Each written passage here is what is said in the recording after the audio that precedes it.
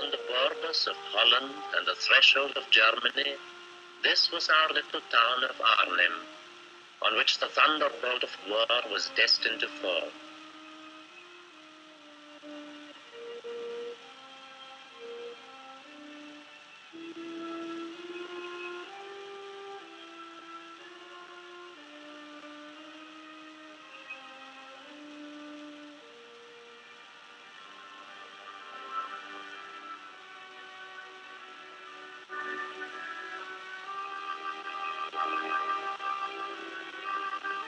In Arnhem now, the sound and the fury is stilled. The Neder Rhine flows peacefully, no longer tinged with the blood that was shed to hold the Arnhem Bridge. The bridge. This is all that remains of the bridge they fought so desperately to hold, those brave men of the sky who came lightly equipped, as airborne troops must, to fight for 48 hours, and then fought day after day against the tanks and heavy weapons of the Huns.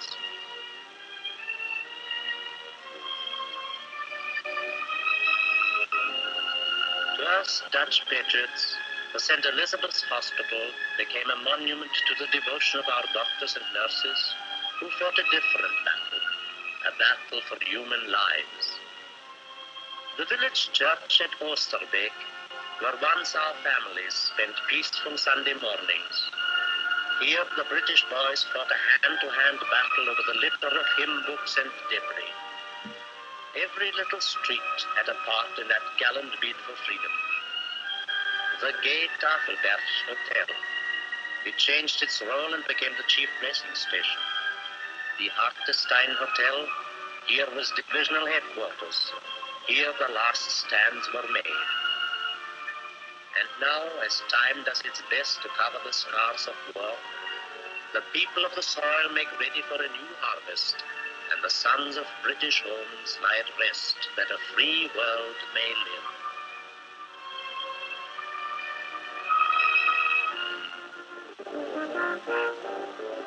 In September 1944, to British airborne troops, Arnhem was just a name on a map, a town with a bridge 60 miles behind the enemy lines. On airfields in Britain, men were being briefed for their part in the greatest airborne operation in history. The Allied Airborne Army of 2 American and 1 British airborne division, under command of Lieutenant General Boyd Browning, was to make a surprise landing behind the enemy lines, capture the bridges over the Maas, the Vaal, and the Lower Rhine, and hold open the gateway to the plains of northern Germany. The 1st British Airborne Division would land north of the Lower Rhine to seize the bridge at Arnhem, the northernmost key point of Field Marshal Montgomery's daring plan. To the south, American airborne troops would seize the bridges over the Vaal at Nijmegen and the Maas at Grave. Up the narrow corridor thus created by the airborne troops, British Second Army planned a swift drive to cross the Rhine at Arnhem in 2 days and turn east into Germany.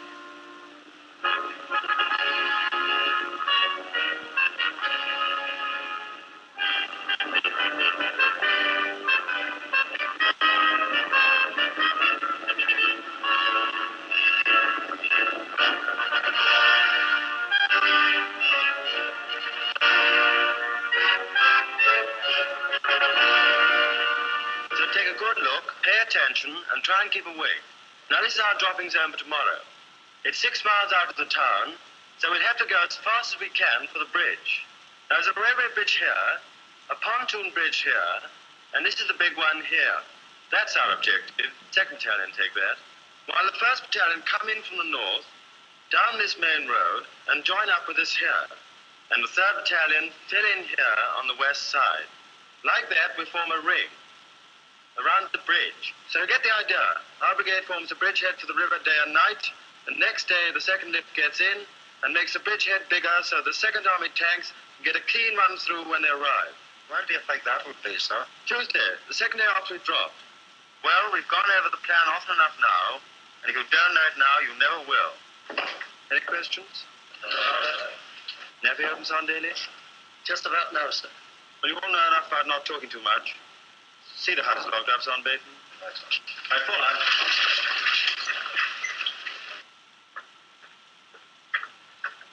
Come on, you two. Get an early captain. You'll need it. Looks like a real thing this time. How many times have we had a council now? 16, isn't it? Maybe 17 now. Hey, Tom, you know that Queenie? I'm sure she's a spy. You know, the one that looks like a carrier pigeon. Halt! Look out! Take down a black egg when I switch the light out.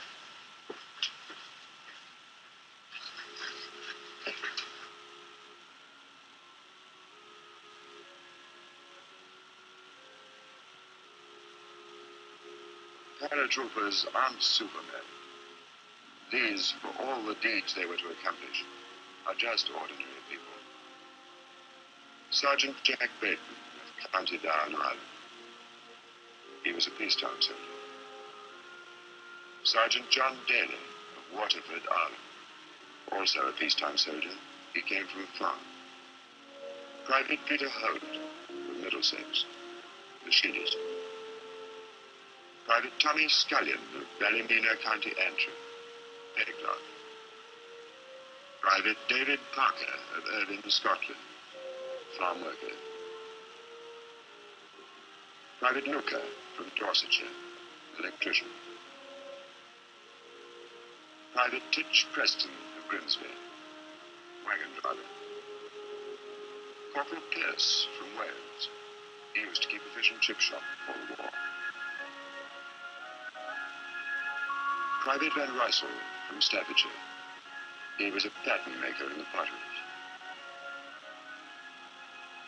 Private Reginald Spray from London, electrical engineer. Just ordinary men.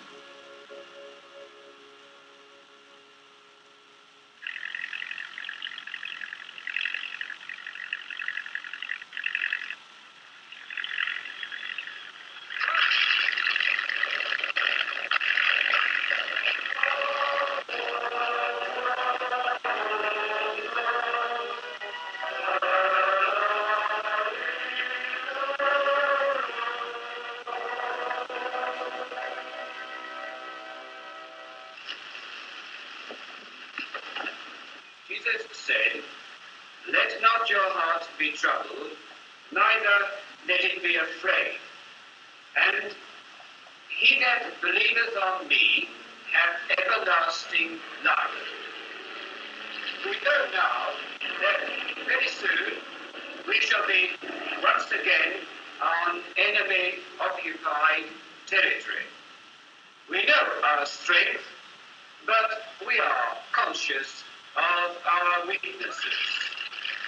But we believe that we are, in some mysterious measure, God's instruments, and we are called to right grievous wrongs.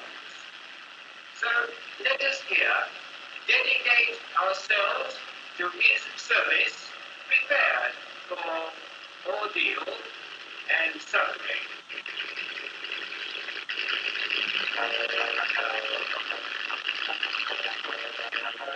The 1st British Airborne Division, under the command of Major General Urquhart, is composed of the 1st and 4th Parachute Brigades and the 1st Air Landing Brigade, with the 1st Polish Parachute Brigade attached. This force of more than 12,000 men will fly from Britain in 1,100 aircraft and 700 gliders. They will fly in 3 lifts, crossing and landing in enemy-held territory in broad daylight, protected by fighters and light bombers of the Tactical Air Force. The Air Landing Brigade are to take off in the 1st lift. More than 350 gliders loaded with guns, jeeps, ammunition, rations, stores, and over 3,000 troops. Now, with their tugs, Sterlings, Albemarles, Halifaxes, Dakotas, run by RAF Transport Command, they take off from airfields all over southern England. They kill Farm, Down Hammerby, Broadway, Manston, Harbour, Burford, Kido, and Tarrant, Russia.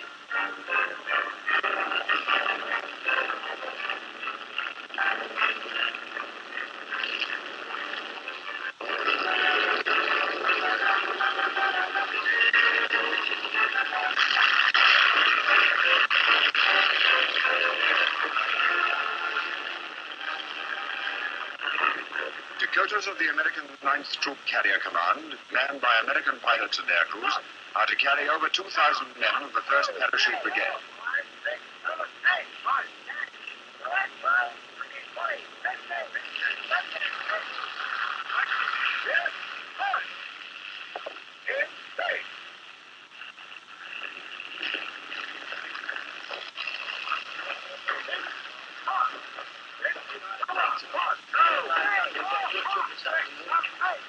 Did you bring the Sunday papers, Luca? Yes, all of them. So that government this week, son, Isn't there? Well, I hope it isn't cancelled this time. If it is, I'll be asking for my card for leave, mate.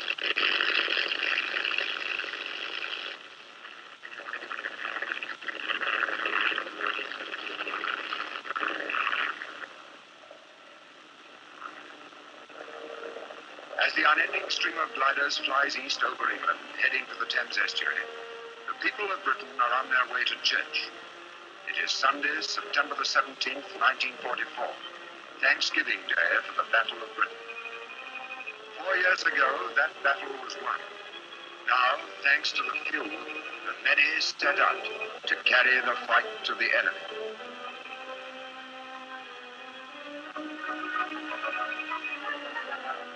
Miles across the North Sea.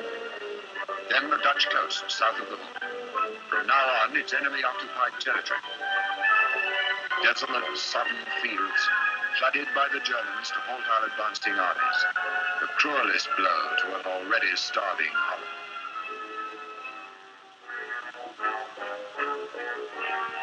Medium bombers are returning from their share in the operation, softening up the German flank defenses, while RAF fighters patrol the skies around the first lift.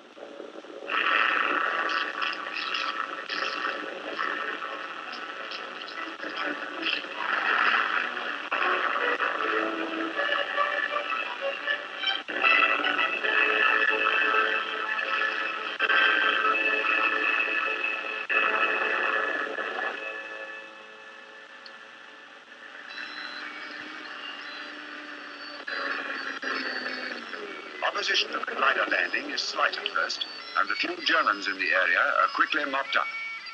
The task of the Air Landing Brigade is to secure the landing areas and so protect the arrival of the Parachute Brigade and the 2 lifts to follow.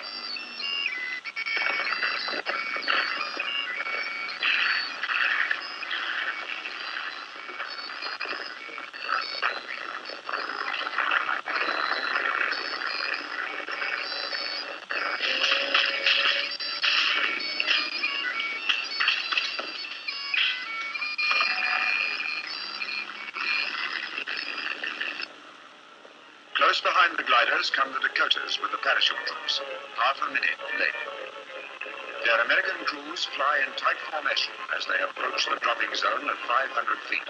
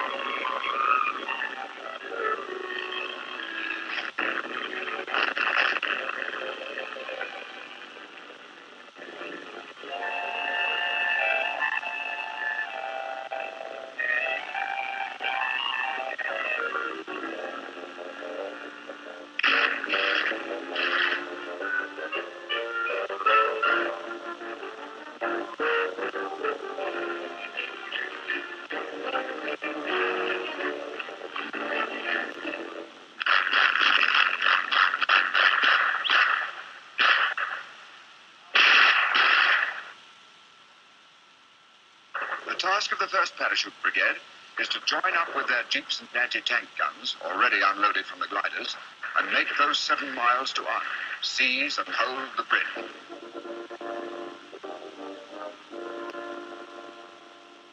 Right, we all present?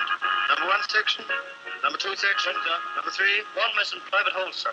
Right, the time is now 14:40. You're ready to move for the bridge immediately. Order of march, number 1 section leading, followed by 2, followed by headquarters, followed by 3. Right, any questions? No, sir. No, sir. Right, move. Follow me, runner.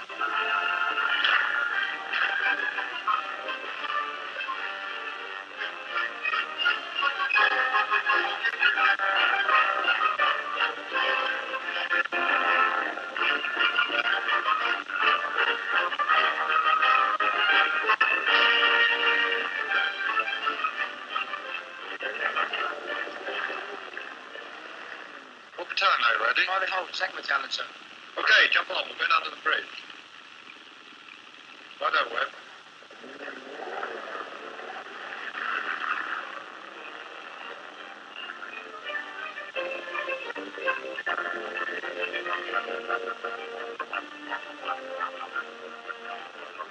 The news of the landings spreads like wildfire through the villages. In every street, as the airborne men pass on their way to the bridge, friendly Dutch civilians come out to greet these long-awaited friends.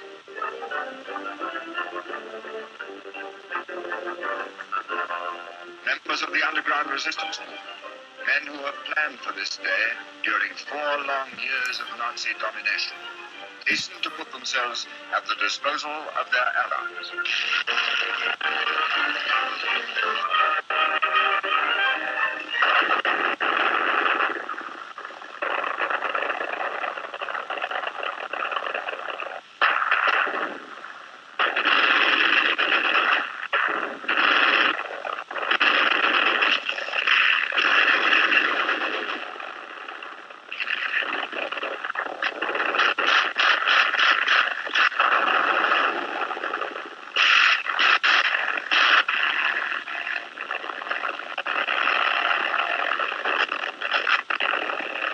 Ambushes are laid on every road into the town, and jeeps of the divisional recce squadron racing for the bridge are badly shot up.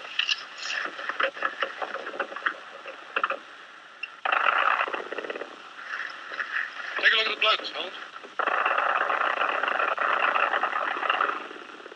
I'm afraid they panicked, sir. Yeah. Okay, take cover in that house over there. I'll cover you across.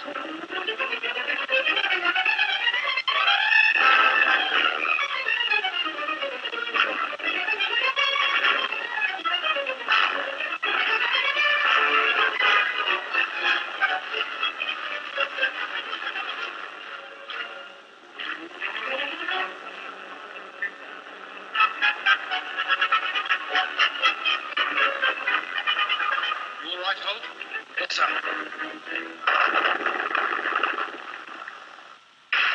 We were pretty lucky not to get hit. You better stick around here until the other recce jeeps come up. Take a look through the house, though. Right, sir. I'd like to get in touch with my platoon as soon as possible, sir.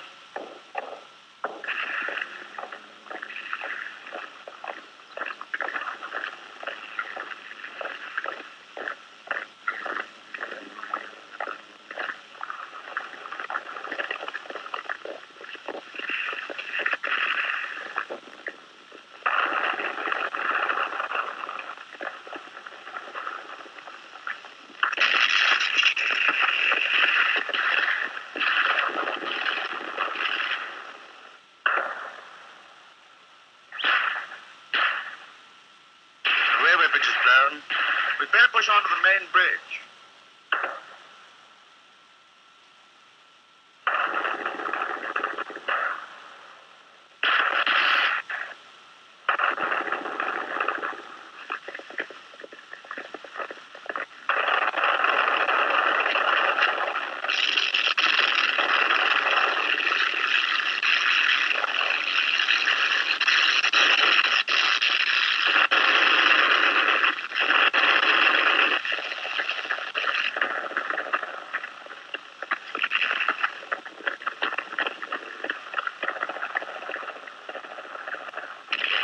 John, take a look out of the window and see if they've parked those jeeps all right. Ian, where do you make us now? I think we're about here, sir. Yes, they're okay. What's the form now? Well, I reckon we're about here, roughly 500 yards west of the bridge. The 1st and 3rd battalions should be into the town by now, on the roads to the north of us. Brigadiers with them. Hanbury is about here, just short of the ramp, going for the north end of the bridge. Hello, George 1. Hello, George 1. I'm going to attack now. We'll report at south end of bridge. Out.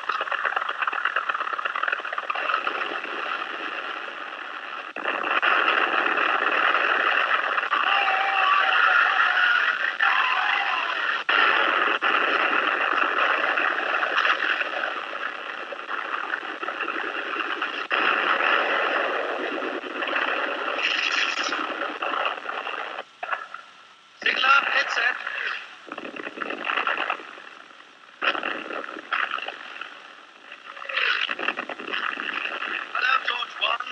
Hello, George 1. Heavy fire from pillbox and armor south of river. Cannot get on. Heavy casualty.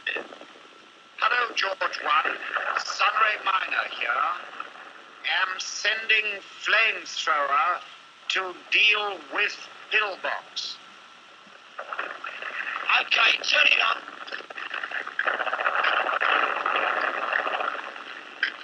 Okay, then on.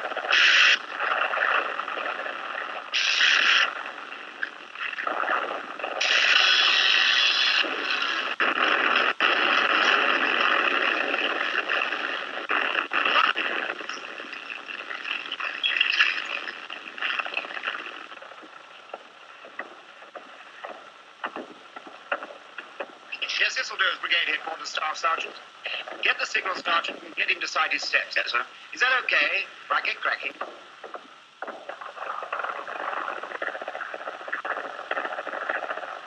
They must be firing those randos from the other end of the bridge.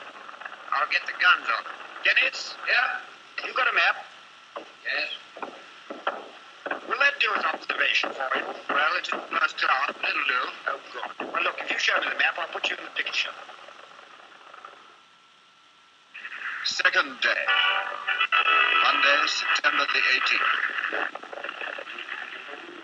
Fierce fighting is still going on in the outskirts of Arnhem as the parachute battalions press on against rapidly increasing German resistance to reinforce the remnants of the 1 battalion and their brigade headquarters staff that reached the bridge last night. The first prisoners are a mixed bag. Insolent SS men from crack units, dazed infantry from local defense companies, a few bewildered cooks, clerks, and transport drivers. It is clear from their interrogation that it's going to be a tough fight for the bridge at Arnhem.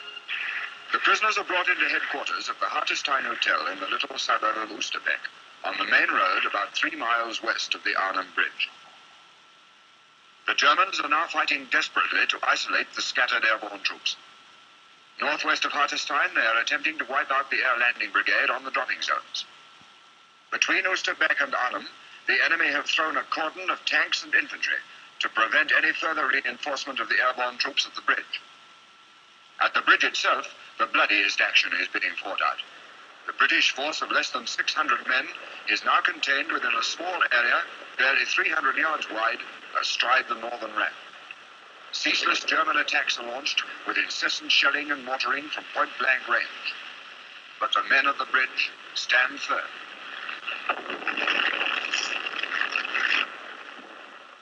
No, Hanbury couldn't make the south end of the bridge. He had too many casualties and he ran into tanks. Our orders now are we've got to hold the north end until we're relieved. Did you get me, General, on the set? Yes, terrific. The arms are grab and going flat out for Nijmegen. Good. There must be another half track. Let's go along. Tony, we're going to the wash now. Okay.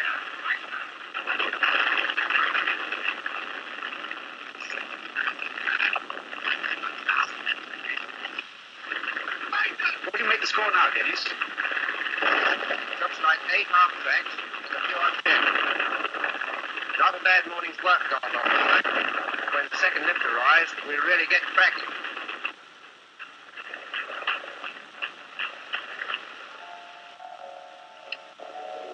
half a day late, for it has been delayed by bad weather at home. The second lift is coming in. The 4th Parachute Brigade with more divisional troops. There is fighting around the dropping zones now, and some of the parachute troops have to shoot their way to the rendezvous. But they keep to the original plan, to make for the north side of Arnhem.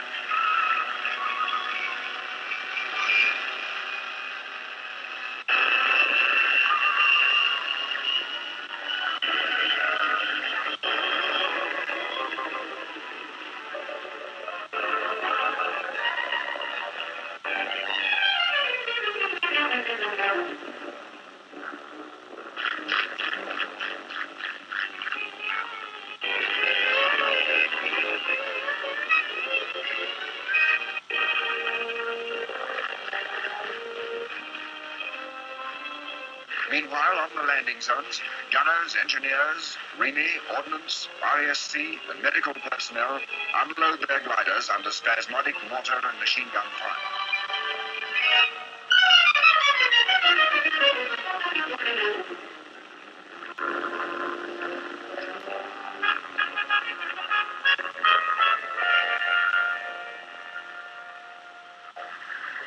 Captain Livingston. Hello, Teddy. Hello, Jimmy. What's happening? Well, I've just been talking to a recce officer. The second have got the bridge all right. They're having a terrible time. What about first and third? They're trying to get through, and we're moving in with the 11th at first light. Okay. Right?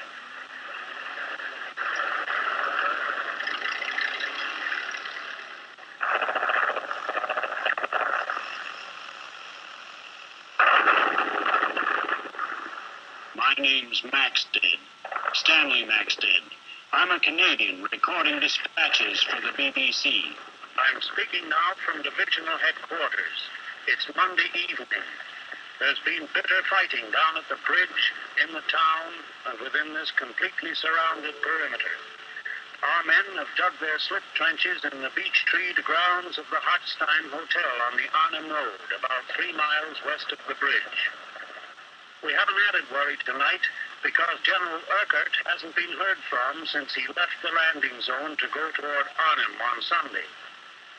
And that's all, BBC, for now.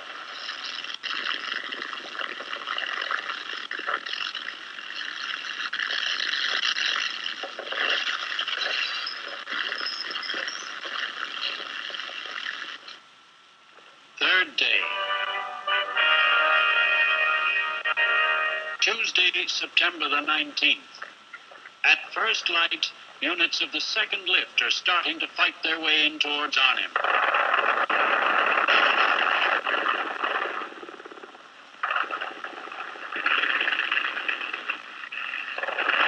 Sergeant!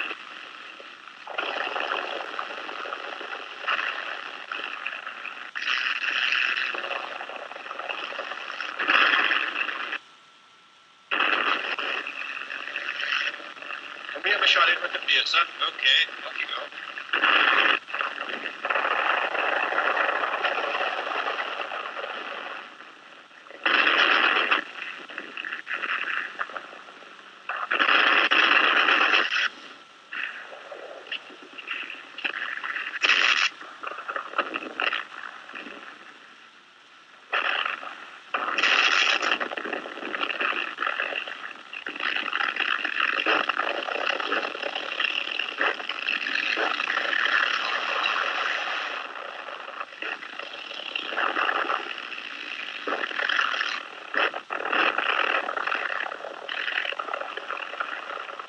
Tell them I held up.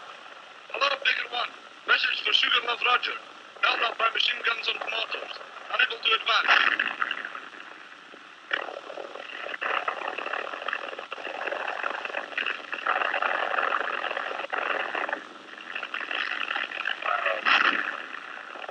Some of the badly needed anti-tank guns flown in with the second lift are ambushed by mortars and machine guns and shot up before they can be brought into action. But the gun detachments throw themselves into the fight as infantry to reinforce the hard-pressed defenders at the bridge.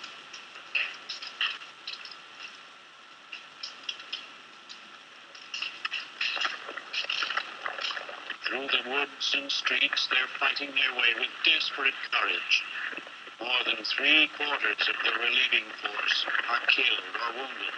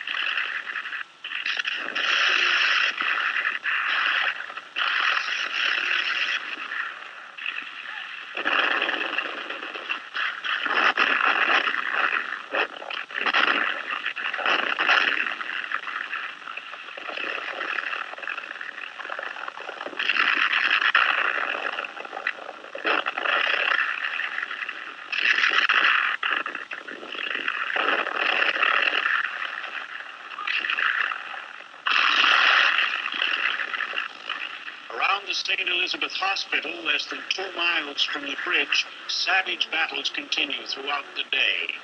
In the hospital, casualties are mounting, not only among the airborne men, but among Dutch patriots as well. A two-way traffic of stretcher bearers, nurses, and wounded passes and repasses endlessly on the main staircase.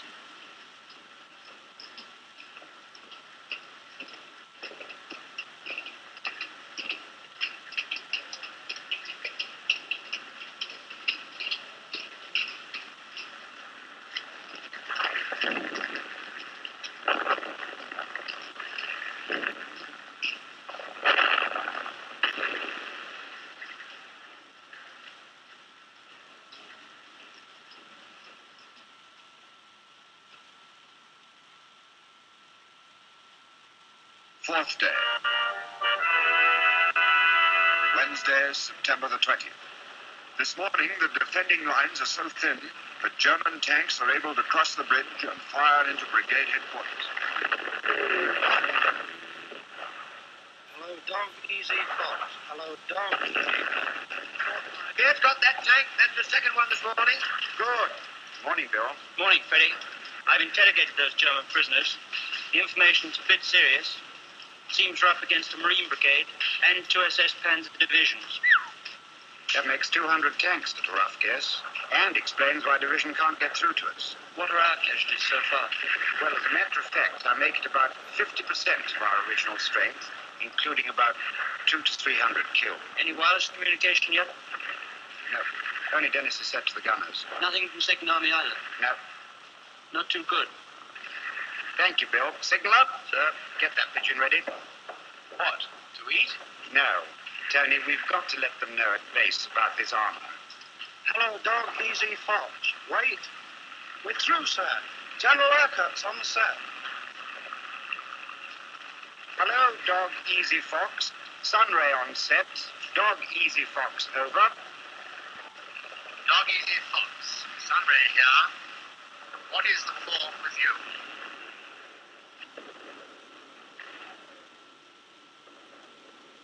All attempts to reach you from this side have failed. We cannot do anything more about it. People to your south are doing everything they can to get to you tonight. Hang on until tomorrow morning. Tell the chaps they are doing magnificent. Dog Easy Fox, over. Hello, Dog Easy Fox. Wilco. We can hang on. The troops' morale is very high. Dog Easy Fox. Out. Dennis, come over here, will you?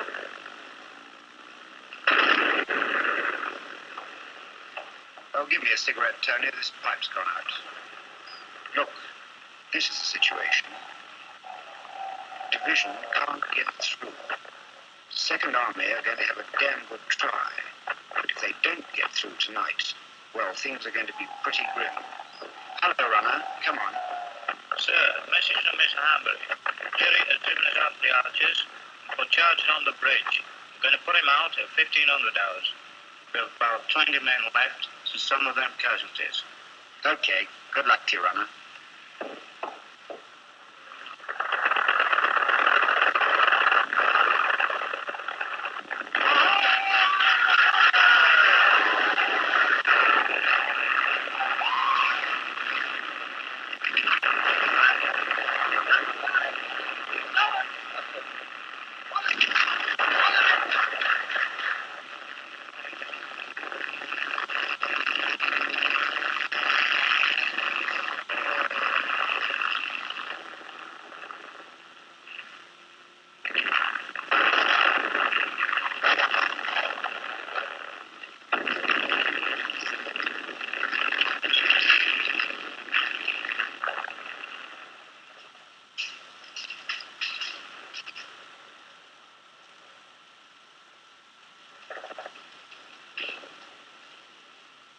Is the colonel awake? Yes, Freddie. What is it? A word in your ear, Johnny. Well, the house is headed. Is it on fire? Well and truly. Is there anywhere we can move the wounded? Not a hope. We're completely surrounded. Well, I've spoken to the doctors. We can't possibly allow over 200 wounded to be burnt to death. Most of the fighting men are out of the house now, aren't they? Yes, we're on both sides now. Well, get the rest of those who can fight out. Now get the doctors to take the wounded out of the front door under the cover of the Red Cross flag. And then you'll just have to carry on and fight it out. Okay, Johnny. I'm afraid it means goodbye till after the war. Well, goodbye, Freddie. Good luck. We've done much more than anyone could possibly expected us to do. After all, the division was only supposed to hold the bridge for 2 days. We ourselves have held it twice as long.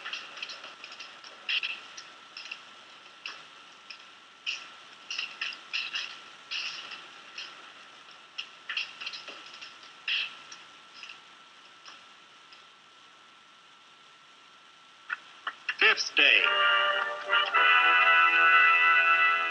Thursday, September the 21st.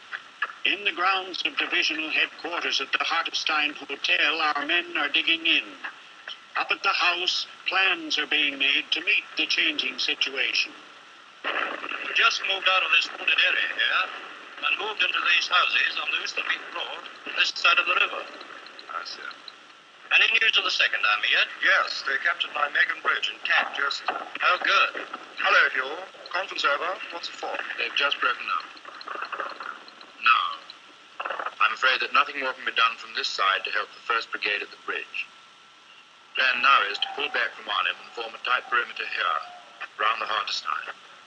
The Germans have succeeded in blocking us on 3 sides, but we must fight to keep a foothold north of the Rhine so that 2nd Army can cross when they arrive. What about the pearls? Oh, yes. We must get them across the river as quickly as possible after they drop this afternoon to help thicken up the perimeter.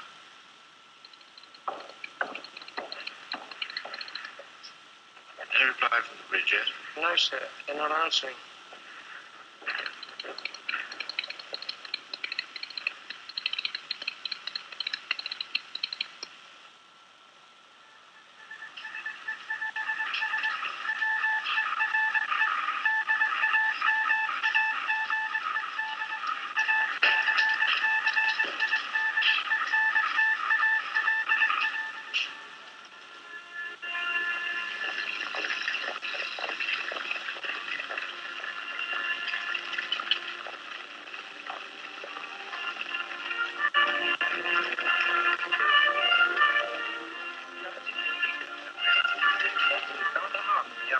Bitte, bitte.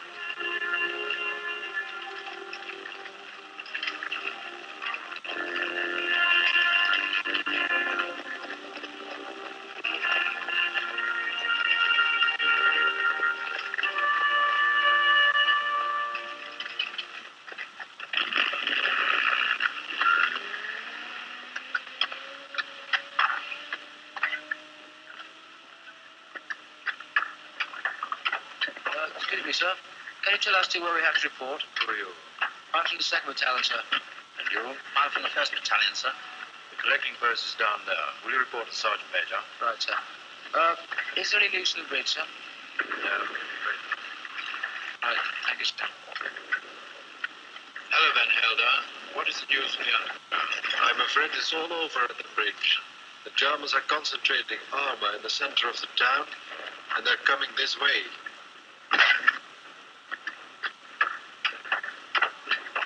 As to have been told to report to you, sir, Major. What more are you in? I'm from the 2nd Battalion, this section of 1st. There's one of your chaps over there. Get yourselves dug in. Right, sir. Okay. Hiya, Tom. Oh, hello, Pete. What are you doing here? Well, I got lost in the flood in the dark. What happened to you? Oh, I got tangled up in a tree. Well, come on, jump in and grab a shovel.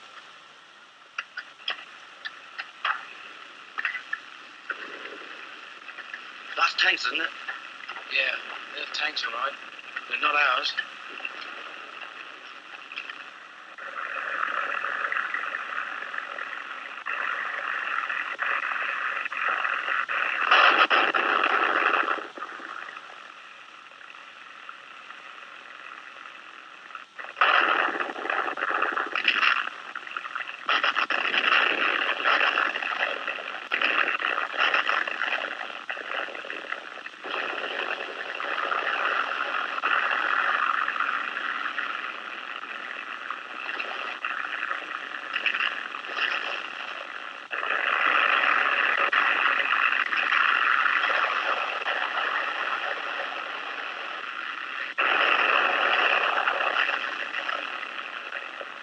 Due to the force of the bridge being wiped out, the Germans are now able to concentrate all their force against the Hardestein perimeter.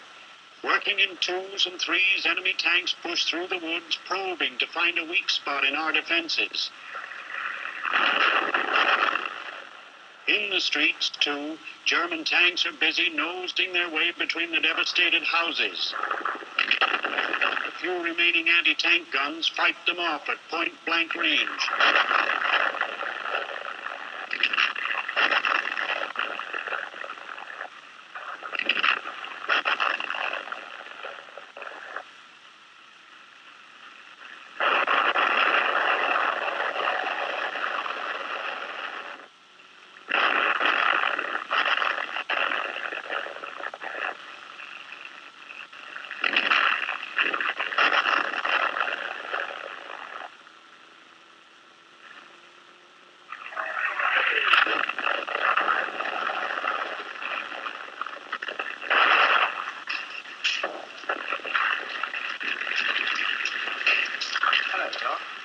Hello, boy. I've come from the hospital with a message for you from the German commander. He has agreed to the evacuation of the wounded in the morning, but insists that you leave your present position in these houses. He says that if you refuse, he will bring up his tanks and blast you out. Oh, does he? Well, tell him from me, if he brings up one tank in the range of my anti-tank guns, I'll blow it out of the ground. I know I've got no bloody guns, but at least I've got a fear. Chuck that cookie, Dixon, and go and have a shot at one of those tanks. How are things at the hospital? Oh, we're managing all right. But we're very much overworked.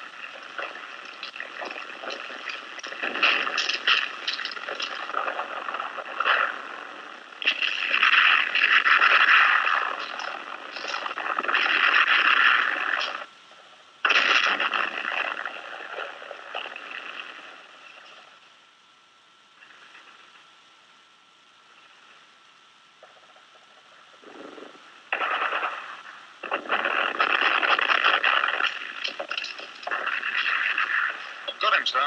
Yeah. There's no future for me in cooking now, sir.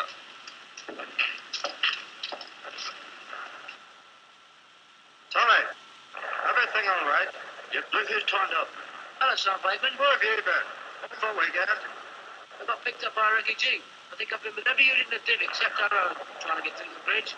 What's happened to the team anyway? I don't know. Lost someone died, mate. Have you any thanks, son?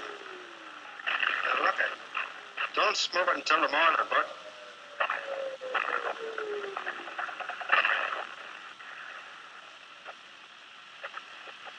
This evening, we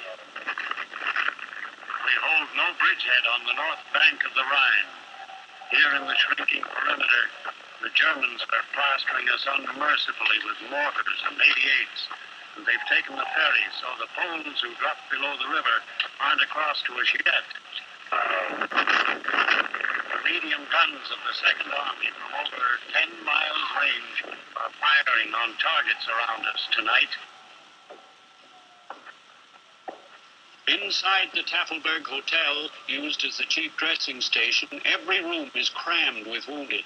Airborne and Dutch doctors and nurses labored day and night to care for the endless stream of casualties.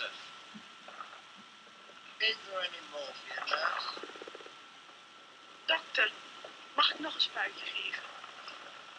The airborne Roman Catholic padre has died of wounds, and Father Diker, a Dutch priest, is carrying on his work.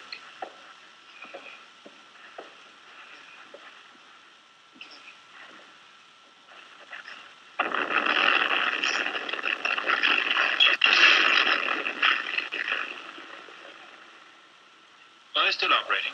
No, sir. The theatre ceiling's just fallen in. Nobody hurt. Any fracture? I don't think so. Good.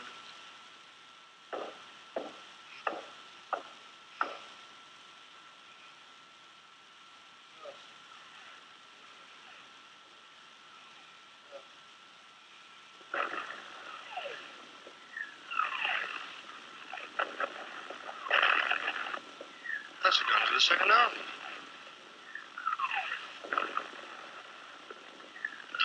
That's going to the Second Army. Aye. It's only a bit nearer. They've been going out the door afternoon. Aye, but they're not here yet.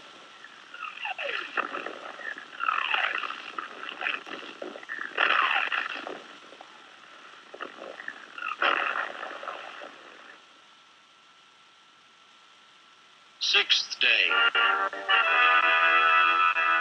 Friday, September the 22nd. Although it has become a fight for survival now, never for one moment does any man doubt that the Second Army will get up to us.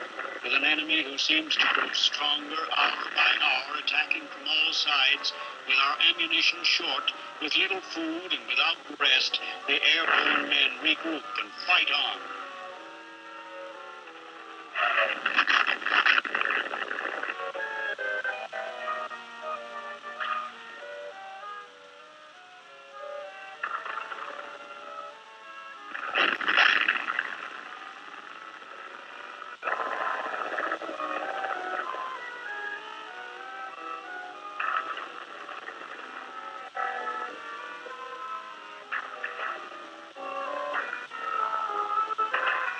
Remnants of 4 battalions rally at Oosterbeek Church under Lieutenant Colonel Lonsdale.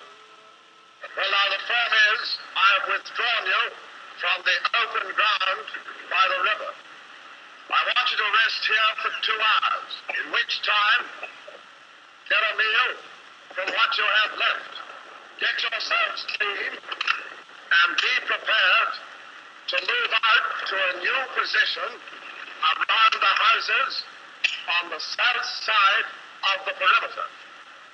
On this position, we must stand or fall and fight to the last round. This edge of the perimeter is being held by a mixed bag consisting of the 1st Battalion, the 3rd Battalion, the 11th Battalion, and the South Staffordshire Regiment. This force will be known as Lonsdale Force. My headquarters will be in the church here. The news of the Second Army is that the armored reconnaissance patrols have reached the far side of the river. The Polish Parachute Brigade has landed on the far side of the river. So far, we have had a good battle against good troops that are not up to our standard. We have fought them in North Africa, in Sicily, and Italy, and at times against overwhelming odds. They were not good enough for us then, and they are not good enough for us now. Get yourselves damn well dug in and shoot to kill. I'm not going off in a reconnaissance now, and good luck to you all.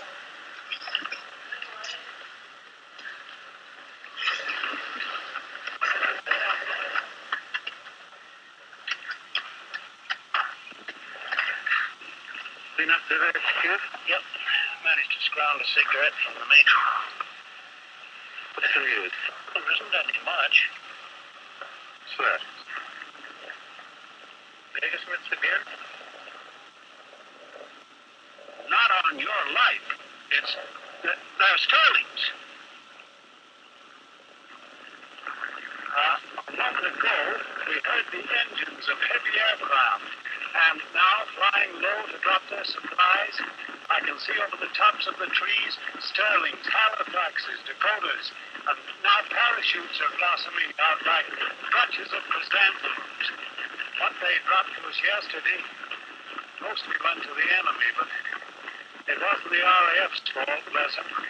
And now they seem, as they leave the aircraft, to be dropping much nearer to us.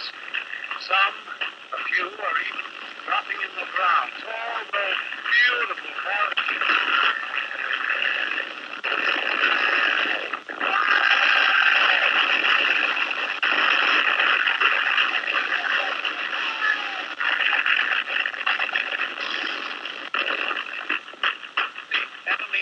Guns are just pouring incendiary up at those aircraft up there.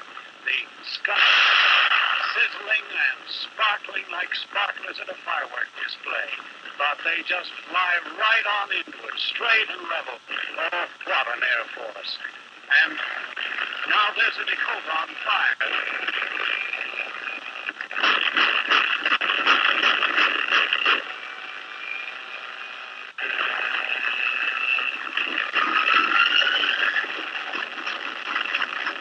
Another plane hit. His wings burning. His fuselage is on fire. There go the crew. 3, 4.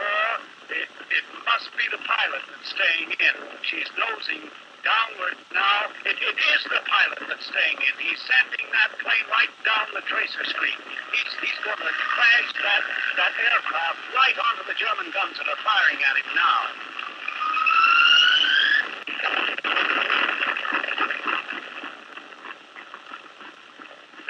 I can count 3, 4, 5 other planes burning. And still those men fly right on, steady as battleships right in here. Those containers are dropping much closer than they did yesterday, but now I can see that they're still dropping beyond the line of trees.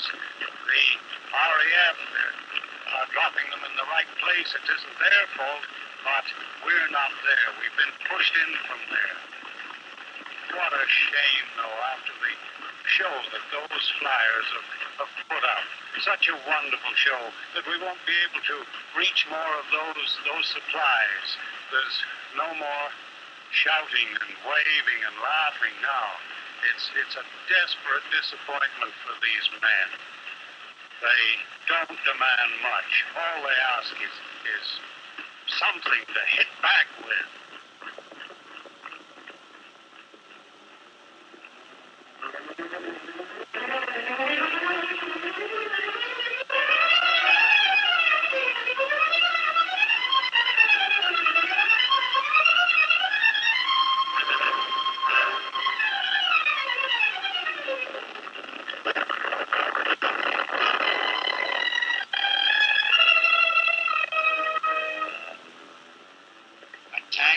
Counterattacks follow each other throughout the day.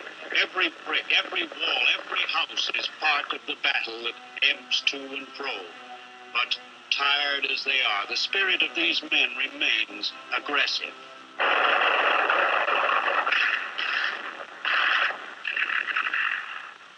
Hey, Tom. Come on, give. What? That grenade. Oh, it's my last one. Come on, give.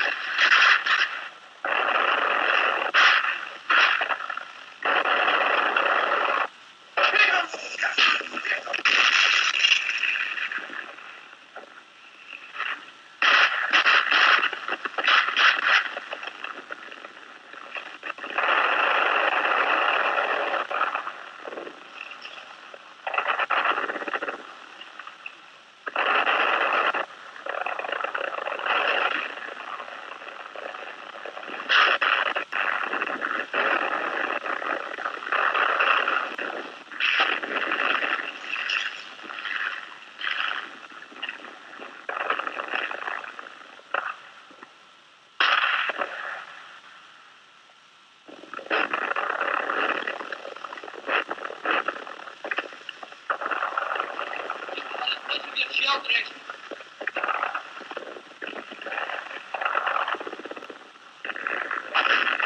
Rather than leave their homes and escape to safety, Dutch civilians stay on inside the perimeter.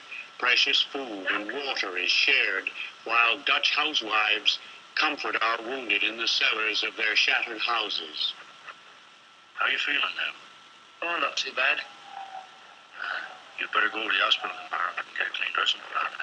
Okay. Should not go to those sleep trenches tonight.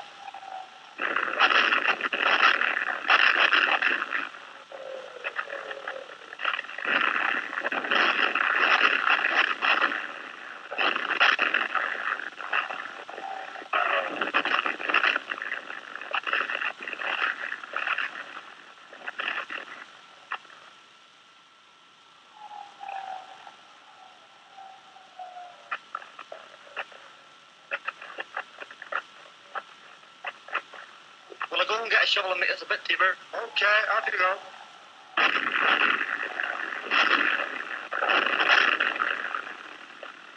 Tommy, where'd you been at? Get a stretcher, right?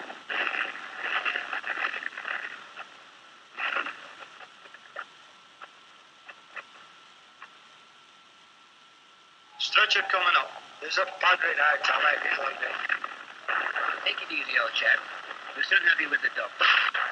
You'll be all right. No, Padre. Sure. Will you do something for me? Take a message to my mother.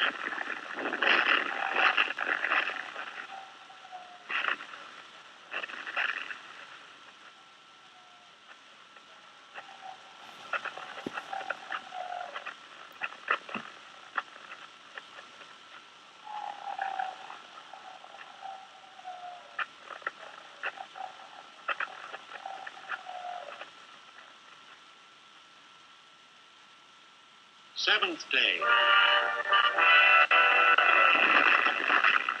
Saturday, September the 23rd. Lost. I think it's my foot. Now, Sergeant, you're not going to take your boots off in my boudoir, are you? What will the neighbours think? The perimeter defenses hold firm in spite of continuous shelling and mortaring. The most murderous concentrated fire I've seen in 2 wars. But shortage of food, ammunition, and sleep, coupled with incessant sniping, is beginning to tell.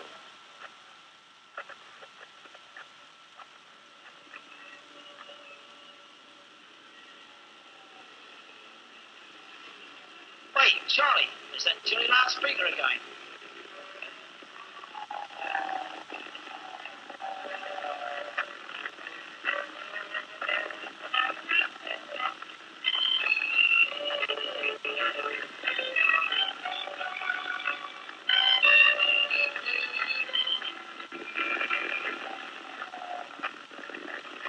Men of the British 1st Airborne Division, if you want to live to see your families again, surrender now. The alternative is total annihilation. You are completely surrounded. Come forward, waving white handkerchiefs, and you will be assured of good treatment. Well, I think we are a bunch of pansies to have white handkerchiefs after a week of this. And you know what you can do with your own white handkerchief? Don't surrender! And you can fall out! I repeat, men of the British 1st Airborne Division, if you want to live to see your families again, surrender now. The alternative is total annihilation. You are completely surrounded. Come forward, waving white hands.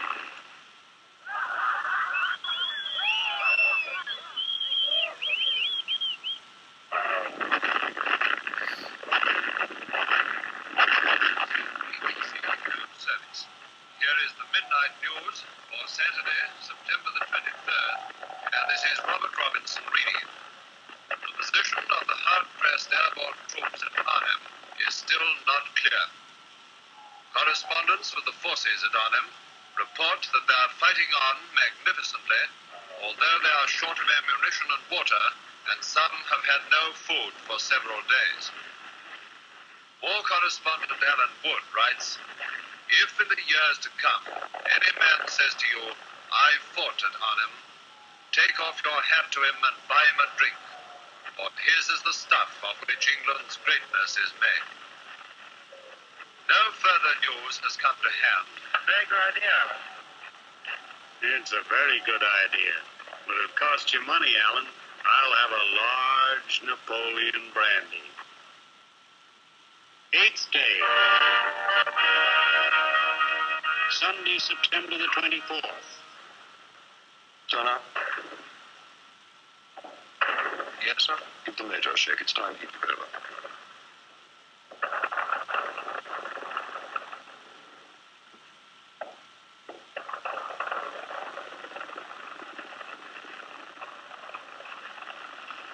Good morning, David. What's been happening? Chief of Staff returned from the conference with 2nd Army just after midnight.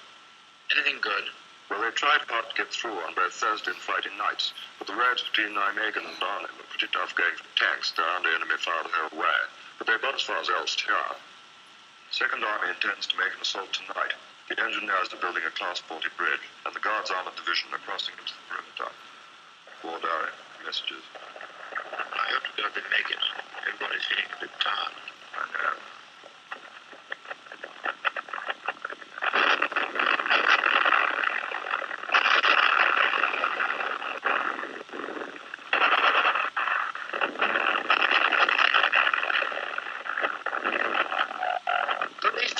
Take a day off. Can you get any dance music on that? Fed up with the racket upstairs.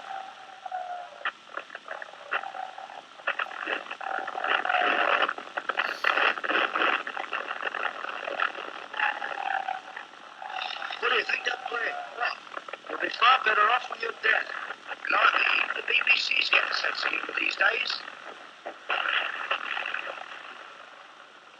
We hear today that our wounded are still taken to the dressing station at the Tafelberg, but it's in enemy hands now.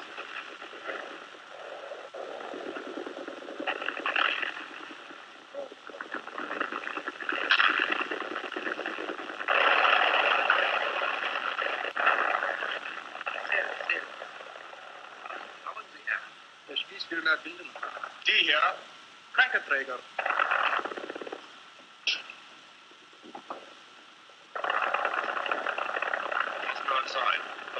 Across the river last night, sir. Any army yet? Not the sausage. Don't be alarmed.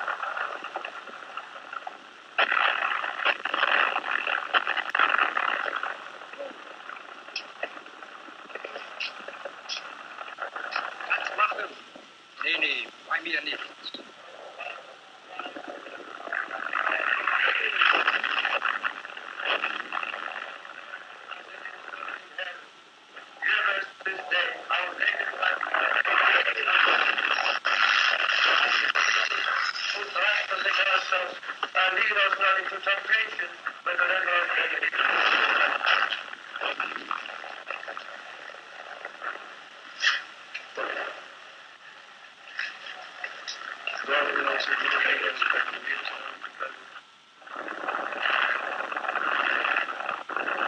Watch out, he's coming on that chimney.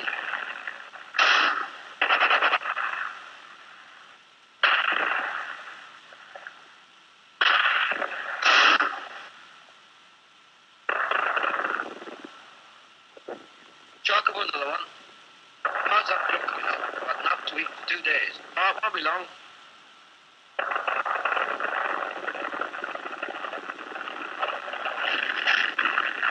Give it a dog, Pete. What? Me say that blooming hospital when Jerry took over? Not likely. I had a flesh wound anyway. As soon as that shell landed outside the hospital, that Jerry sentry down, I beat it. Give us something to keep the fire going.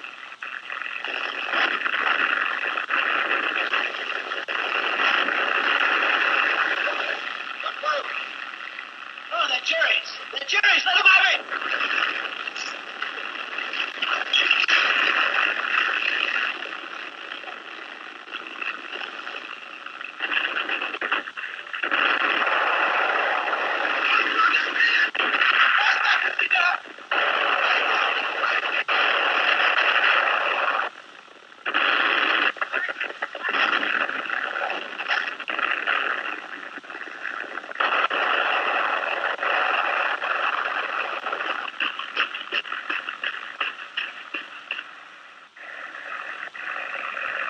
Sergeant.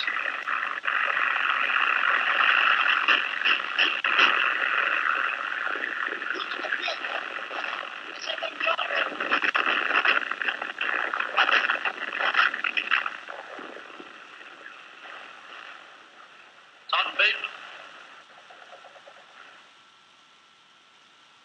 9th day. Monday, September the 25th. David, what did the General say in that message to the Second Army yesterday? He said that unless we're relieved today, we've had it. Here it is. All ranks are now completely exhausted as a result of 8 days' continuous effort. Lack of food and water and deficiency in arms combined with high casualties has had its effect. All ranks will be ordered to break out rather than surrender. We have done our best and will continue to do so as long as possible. Do no good to try and record for you a picture of this place now. I wouldn't believe it. These men are really hard-pressed, but do they know what quit? They do not.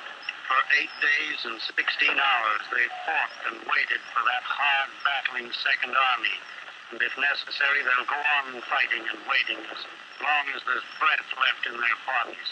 How much longer this can go on, I don't know, but it won't be the airborne men who call a halt.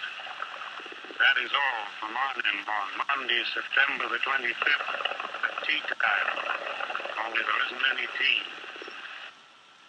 Okay. Stanley.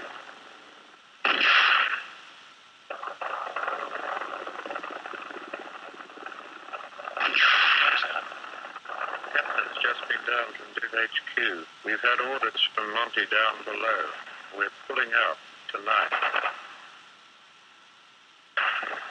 Pulling out?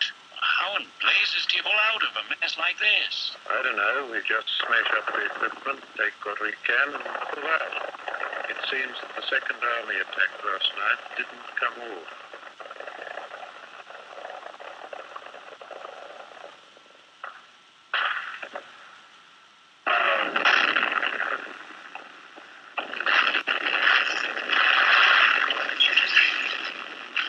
Almost, sir. Excuse me. Body in the cellar has died. What? Sergeant?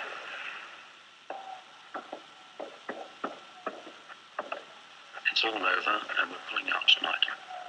The seriously wounded will be left behind. The parties are staying, and so are the doctors. Hello, Love King Nan. Love King Nan. Report my signals. Over. Will Mr. Stevens make it? Hello, Love King Nan. Love King Nan. Report my signals. Take him to the cellar.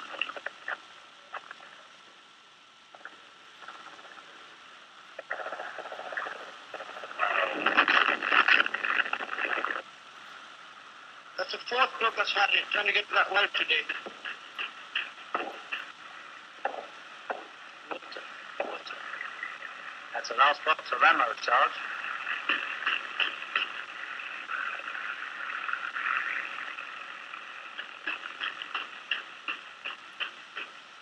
Serete vi siamo estrosi.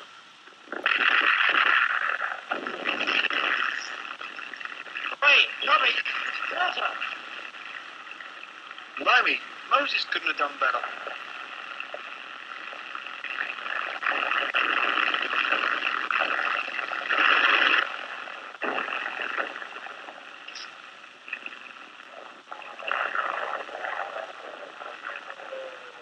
Well, boys, we're pulling out. We've got to hold on here until 11 o'clock tonight, and then we're going back across the river. The route down to the river will be marked with white tapes, and there will be guides out as well. All you have to do is hang on to the bloke in front of you. One thing more. Get some sacking, dishcloths, or what have you, and get these number 9s wrapped up. We've got to be dead quiet this trip. At each cross path or turning, a ghost-like glider pilot One of that hard-fighting regiment of sergeants steps out and takes the whispered password, John Bull, and the silent figures move on. Not all of those troops reached the river. Murderous crossfire from Spandaus caught more than one party.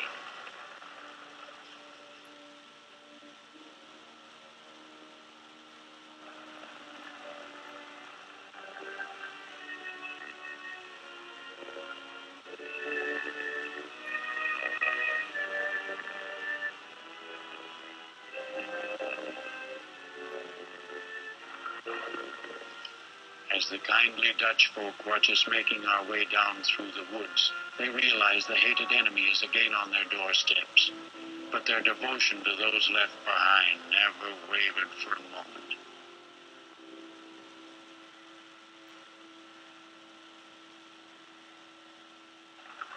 My friends, all I can do for you is to read a few lines of a song I've just read them to my children.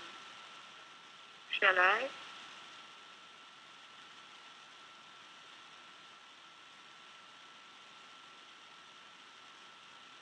He that dwelleth in the secret place of the Most High shall abide under the shadow of the Almighty. Thou shalt not be afraid for the terror by night, nor for the arrow that flieth by day, nor for the pestilence that walketh in darkness, nor for the destruction that wasteth at noonday. 1,000 shall fall at thy side, and 10,000 at thy right hand, but it shall not come nigh thee. For he shall give his angels charge over thee, to keep thee in all thy ways.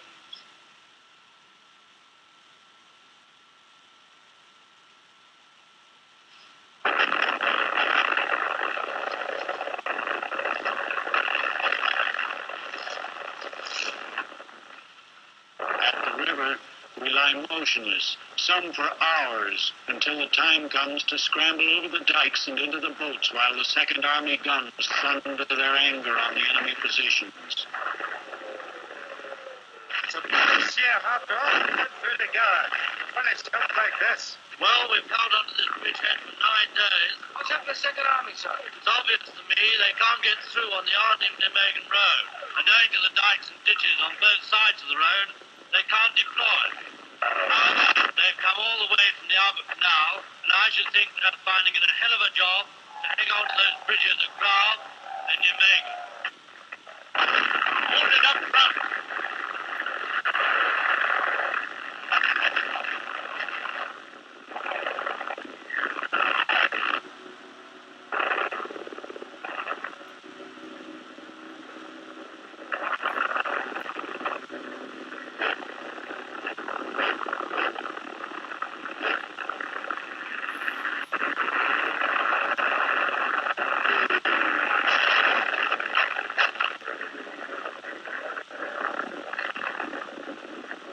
Ourselves into a boat.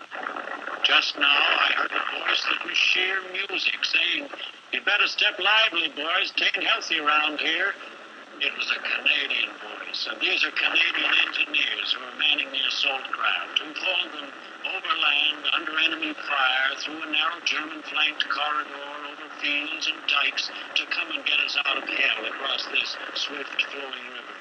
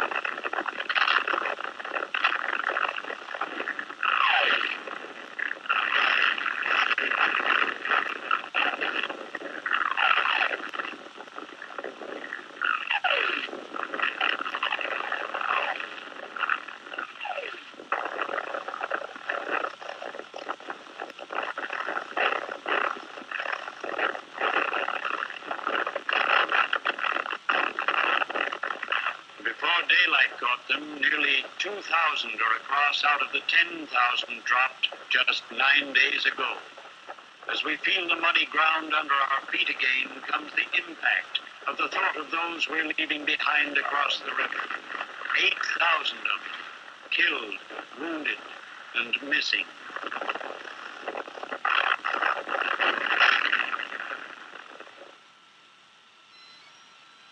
And that's how they came from Elst toward Nijmegen. They had fought a good fight and kept the faith with you at home. They stood against the enemy's armor, and none had weakened. These knights of Arnhem had no armor. Their strength was in their own courage and in each other. By dying in that ravished Dutch town, they have saved countless thousands of other lives. They've written in letters of fire an immortal page of history.